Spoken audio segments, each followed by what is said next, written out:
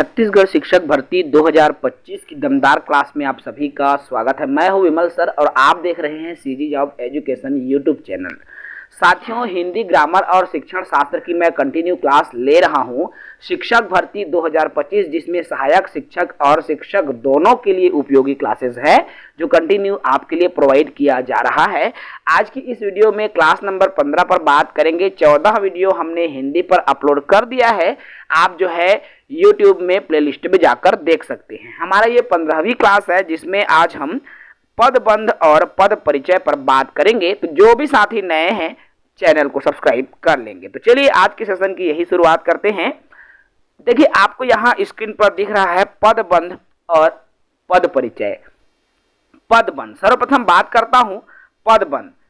आपको ये टॉपिक देखने से ये लग रहा होगा कि ये क्या टॉपिक आ गया, सिलेबस पे तो नहीं है, इस तरह के सवाल आपके मन में आ रहे होंगे। लेकिन मेरे दोस्तों, मैं आपको एग्जाम्पल भी दूंगा तब आप समझोगे अरे ऐसा प्रश्न तो हमारे एग्जाम में पूछा जाता है, इसलिए मैं इस टॉपिक को लिया हूं। तो देखिए, पदबंध क्या है? जब दो या दो से अधिक पद मिल करके एक ही शाब्दिक इकाई, संज्ञा, सर्वनाम, विशेषण, क्रिया की विशेषता का काम करती है तो उसे कहा जाता है पदबंध या पद समूह। समझ रहे हैं? अर्थात ऐसा वाक्य जिसमें संज्ञा भी होता है, सर्वनाम भी होता है, विशेषण भी होता है, क्रिया की विशेषता भी वहां पर होती है उसी वाक्य में, और आपके विकल्प में उसी वाक्य को खोजना पड़ता है।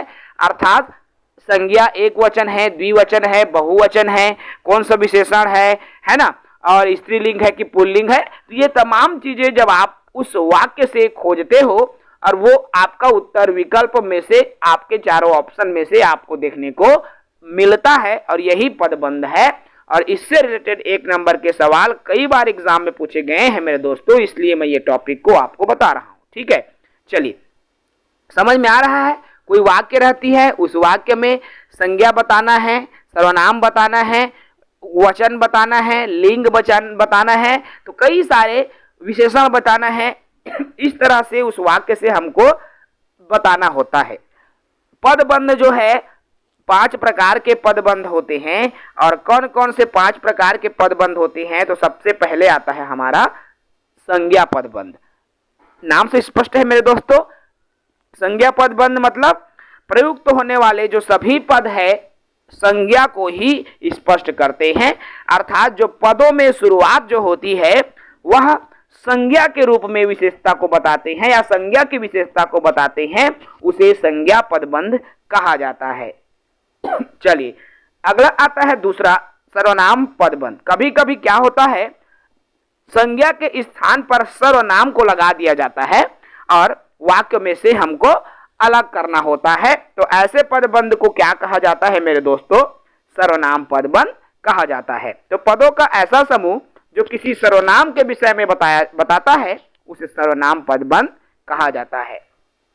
तीसरा पदबंध है विशेषण पदबंध। विशेषण पदबंध क्या होता है? तो पदों का ऐसा समूह, देखो, पदों का ऐसा समूह जो किसी विशेषता की तरह काम करता है। अर्थात या तो संज्ञा की या सर्वनाम की, संज्ञा या सर्वनाम की जब विशेषता बताई जाती है तो वह विशेषण पदबंध कहलाता है। ठीक है, चलिए, चौथा आता है इसमें क्रिया पदबंध। अब क्रिया पदबंध क्या है भाई? तो जहां एक से अधिक पद क्रिया का काम करते हैं वहां क्रिया पदबंध होता है। अर्थात उसमें हमको क्रिया को अलग करना है उस वाक्य से, तो ऐसे पदबंध क्रिया पदबंध कहलाते हैं। पांचवा आता है इसमें क्रिया विशेषण पदबंध। अब क्रिया विशेषण क्या है भाई? परिभाषा से आप सभी जान रहे हैं, क्रिया की विशेषता बताने वाले। देखो, इसमें पदों का ऐसा समूह जो किसी क्रिया विशेषण की तरह काम करते हैं और क्रिया की विशेषता बताता है, इसलिए ऐसे पदबंध को क्रिया विशेषण पदबंध के नाम से जाना जाता है। सुंदर विशेषता है, मान लीजिए वहां पर मैंने कहा बहुत, तो वो हो गया बहुत सुंदर, है ना। ये क्रिया की विशेषता बताने का काम कर रहा है। आगे बात करूं इसमें, अब पदबंध इस तरह से बनता है, लेकिन अब हम पद परिचय की बात करें तो पद परिचय को कई नाम से हम जानते हैं, जिसमें वाक्य विवरण पद, वाक्य विवरण भी कह देते हैं पद परिचय को, पद निर्देश, पद विन्यास, पद निर्णय या शब्द बोध के नाम से भी इसको क्या किया जाता है, जाना जाता है। वाक्य में प्रयोग हुए शब्दों के सभी पदों के विषय में बताने के लिए जो क्रिया को प्रक्रिया जो प्रयुक्त होती है वही पद परिचय। अर्थात कोई वाक्य है, उसमें संज्ञा है, सर्वनाम है, क्रिया है, कौन से वचन है, क्या विशेषता है, ये सब जब बताया जाता है तो वही पद परिचय कहलाता है। अर्थात वाक्य में प्रयुक्त प्रत्येक सार्थक शब्द को पद कहते हैं तथा शब्दों के जो व्याकरणिक परिचय है उसको पद परिचय कहा जाता है। अर्थात व्याकरणिक दृष्टिकोण से बताना कि ये संज्ञा है, ये वचन है, ये लिंग है, ये कारक है, उसी को क्या कहा जाता है, पद परिचय कहा जाता है। अब यहाँ व्याकरणिक परिचय से क्या तात्पर्य है?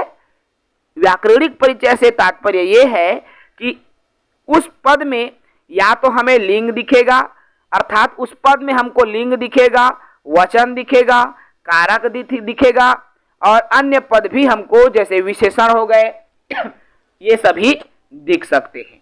ठीक है, एग्जाम्पल देखिए, यहाँ पर एक एग्जाम्पल के रूप में मैं बता रहा हूं, संजू ने मोहन की मदद की। एक एग्जाम्पल है, संजू ने मोहन की मदद की। इस वाक्य को हमको इसमें पद परिचय बताना है। देखो, सबसे पहले संजू, संजू संज्ञा है, आप सभी जान रहे हैं। और कौन सी संज्ञा है? संजू व्यक्तिवाचक, इसलिए इसका उत्तर में पहला व्यक्तिवाचक संज्ञा दिया गया। ठीक है, यहां पर जो ने लगा है कारक को व्यक्त करता है और संजू एक वचन है। ठीक है, एक वचन आ गया, ये कारक को प्रकट करता है। कारक आ गया, संजू एक लड़का है अर्थात पुल्लिंग को प्रकट करता है। ठीक है, और यहां पर देखो ने जो लगा है वो कर्ता है, तो कर्ता ने यहां पर मदद की। अब कर्ता मतलब यहाँ क्रिया, कोई भी कार्य हो रहा है, मदद करने का कार्य, तो ये जो है कर्ता है और ने कारक है। तो इस तरह से ये आ गया। ठीक है, ऐसे ही दूसरा वाक्य देखो, और ये भी राजीव ने तुमको बुलाया है। देखो ये दूसरा उदाहरण है, राजीव ने तुमको बुलाया है। इस वाक्य में भी हमको सर्वनाम का पद परिचय क्या होगा? तो एक तो है राजीव ने, ये राजू हो गया संज्ञा। ठीक है, तुमको यहां पर जो आ रहा है वो आपके तुमको बुलाया है। इस वाक्य में सर्वनाम का पद परिचय, तो एक तो है राजीव पुरुष है, इसलिए पुरुषवाचक सर्वनाम हो जाएगा। मध्यम पुरुष है, तुमको शब्द आ रहा है इसलिए मध्यम पुरुष हो जाएगा। ठीक है, बहुवचन है इसलिए बहुवचन। तुमको बुलाया है, यहां पर लिंग की जब बात आ रही है तो स्त्रीलिंग इसके लिए प्रकट नहीं हो रहा। आप सवाल देखिए, सर्वनाम के पद परिचय बताया गया है तो इसलिए यहां पर स्त्रीलिंग हो जाएगा। तो इस तरह से हमको क्या करना है, निकालना है। एक पद दे दिया जाएगा और उस पद का हमको परिचय देना है। इसमें संज्ञा क्या है, सर्वनाम क्या है, लिंग कौन सा है, कौन सा वचन लगा है, विशेषण क्या है, कारक क्या है। तो इस तरह के प्रश्न जो है कई बार आपके एग्जाम में 1 नंबर के पूछे गए हैं, इसलिए मैं ये टॉपिक आपके लिए लाया हूं और ये हमारा 15वां टॉपिक है। हिंदी व्याकरण के क्लास 6 में जो पद परिचय दिया है एनसीईआरटी का, मैं उसको भी आपको बता देता हूं। ठीक है, एनसीईआरटी द्वारा ये जो क्लास 6 में दिया गया है पद परिचय को लेकर, तो इस पर भी मैं थोड़ा सा जानकारी दे देता हूं क्योंकि अक्सर एनसीईआरटी से रिलेटेड क्वेश्चंस ही पूछे जाते हैं। पद परिचय जैसे मैंने आपको बता दिया, पदों में किसी भी वाक्य में प्रयुक्त होने वाले जो शब्द है वो पद है, और जब इसका परिचय दिया जाता है अलग अलग करके तो वो पद परिचय है। देखिए, किसी भी वाक्य में जो शब्द प्रयोग होते हैं उसको क्या कहा जाता है, पद कहा जाता है। और उस वाक्य को अलग अलग जो है उनके बारे में प्रत्येक शब्द के अलग अलग जब हम परिचय देते हैं वही परिचय कहलाता है, अर्थात पदों के परिचय पद परिचय कहलाता है। इस पद परिचय में पद संख्या, शब्द निरूपण, शब्द बोध आदि कई नाम से जाना जाता है, जैसे मैंने बताया आप सबको, ठीक है। और पद परिचय में मैंने 5 अलग अलग प्रकार बताए। आपके जब सवाल आते हैं कई तरह से उसमें से निकालने को आता है। एक तो आपको संज्ञा बताना पड़ जाता है, कभी कभी संज्ञा के भेद, जिसमें व्यक्तिवाचक, जातिवाचक, भाव इत्यादि आ जाते हैं। लिंग आ जाते हैं, वचन, कारक, सर्वनाम आपको बताना पड़ता है, कौन सा सर्वनाम है। पुरुष आपको बताना होगा, उत्तम मध्य कौन सा पुरुष है। विशेषण आपको बताना होता है, और विशेषण में संख्यावाचक, परिमाण, सर्वनामिक इत्यादि आपको देखना होगा उस वाक्य में, और उसके हिसाब से आपको बताना पड़ता है। क्रिया भी आपको बताना पड़ता है, कौन सी क्रिया है। लिंग, वचन, काल, कारक इत्यादि के संकेत के आधार पर बताते हैं। क्रिया विशेषण को लेकर भी वाक्य में रहते हैं, उसको भी हमको बताना पड़ जाता है। संबंध को बताना पड़ता है, और संबंध को कारक से बताया जाता है। समुच्चय बोधक भेद जिन पदों वाक्यों को मिल रहा है उसका निर्देश होता है। विस्मयादि बोधक आश्चर्य सूचक, विस्मय, हर्ष, शोक, घृणा से रिलेटेड संकेत रहते हैं। इस प्रकार के संकेत जो है पद परिचय में पूछे जाते हैं। जैसे एग्जाम्पल देखो, रोहन उसे गत वर्ष मुंबई में मिला। आपके सामने एक एग्जाम्पल दिख रहा है, रोहन उसे गत वर्ष कहाँ मिला, मुंबई में मिला। अब ये जो रोहन शब्द है संज्ञा को बताता है। रोहन शब्द कई चीज को बता रहा है। पहला तो संज्ञा को बता रहा है, दूसरा बता रहा है व्यक्तिवाचक है ये, तीसरा ये बता रहा है पुल्लिंग है, और चौथा बचा रहा है ये एक वचन। केवल रोहन की बात हो रही है इसलिए एक वचन, अर्थात ये रोहन इन 4 का संकेत दे रही है, 4 का संकेत दे रहा है, ठीक है। तो रोहन क्या क्या बताता है, संज्ञा, व्यक्तिवाचक, पुल्लिंग और एक वचन को बताता है। उसके बाद ये जो गत शब्द है कालवाचक, काल को बता रहा है। क्रिया विशेषण है,